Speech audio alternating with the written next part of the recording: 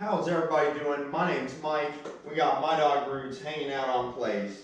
We got Mr. Sam hanging out with us today. So what we're gonna do is we're gonna work on the dog's daily routine. So this is what I show the owners how to do every day with the dog. You're gonna do this about 5 minutes a day, 1 to 2 times a day. And it's simply a routine that is designed to get the dog to practice obedience commands that they are good at. It's as simple as if you want the dog to perform this in their daily life, you must practice it with them daily. It is that simple. So if you want, like my dog, you see how he behaves. If I want him like this, I must practice this with him. And if you want them to sit well, lay down, heel, and do all those things, you have to practice it. The way we practice it is in a circular pattern like this, so we can practice it in a small area. No matter where we are, no matter where we go, we have the ability to practice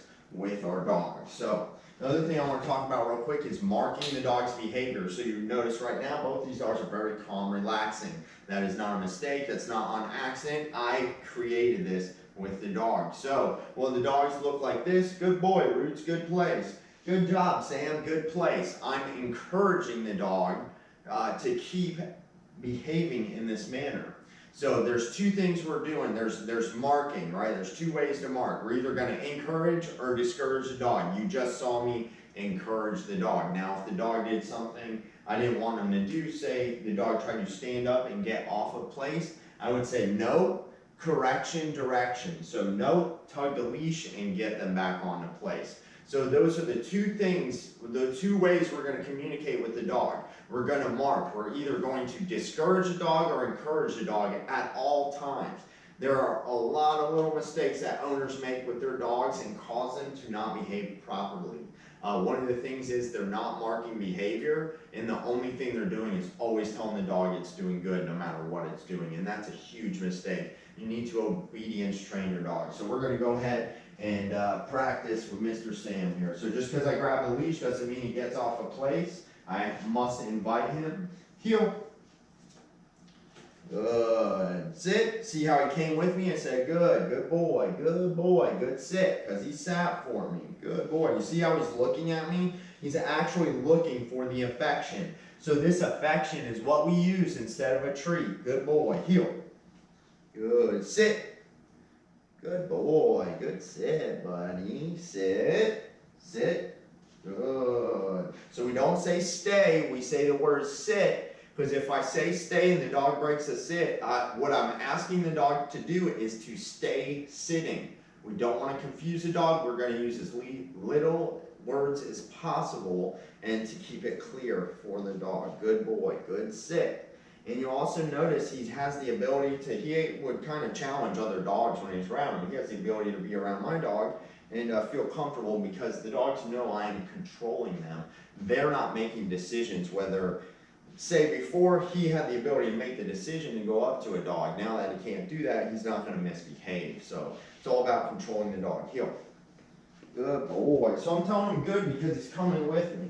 Good. He's following me. We keep the leash nice and loose. Sit. Good boy. Heel. Good. Sit. Good boy. Heel. Sit.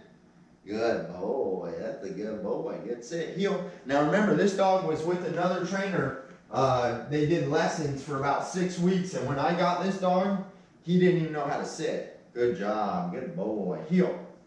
Now if I don't say anything, good boy. The reason that's happening is we're imprinting the sit into the dog. Good boy.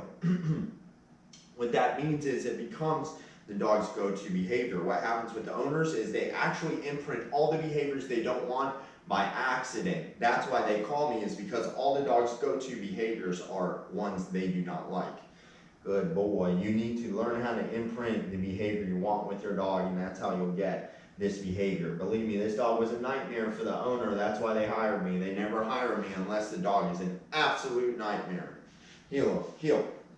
Sit. Good boy. He's doing a great job. Good boy. Heel. Good boy. Come on, Sam. Good job. Good boy. Sit. Good boy. Heel. sit. Anytime we come up to his place bed, we have him sit first. It's just like any threshold, so the front door, the crate, his place, they always sit so they don't come onto in the house, into their crate, or onto their place bed excited. We want them calm and relaxed. Good boy. He's doing a great job. He's just looking at me, giving me eye contact. And that's like complete focus from the dog. He's giving me everything. He's looking right at me, looking at what I want. Now when you go outside, they're not going to look at you as much. Good boy. Place. Good boy. If he doesn't go on, I lead him on with the leash. Good boy, Sam. Good job. So like you saw there, I didn't have to discourage him very much because I've taught him well. So actually what I get to do is only encourage him. And that's just like my dog. Throughout the day, if you've trained your dog well enough, the only thing you're going to do is always encourage them because you taught them what you want. And then you will have a great relationship with your dog. You're only going to have to discourage your dog a lot at first. If you have an untrained dog that you now have to go back and train, that's when you're going to discourage them a lot in the first few weeks of training. And beyond that, if you've done a good job or your trainer's done a good job, you're going to get the behavior you want from the dog. And then there's going to be a lot of encouraging, a lot of positive reinforcement with our praise instead of using a treat.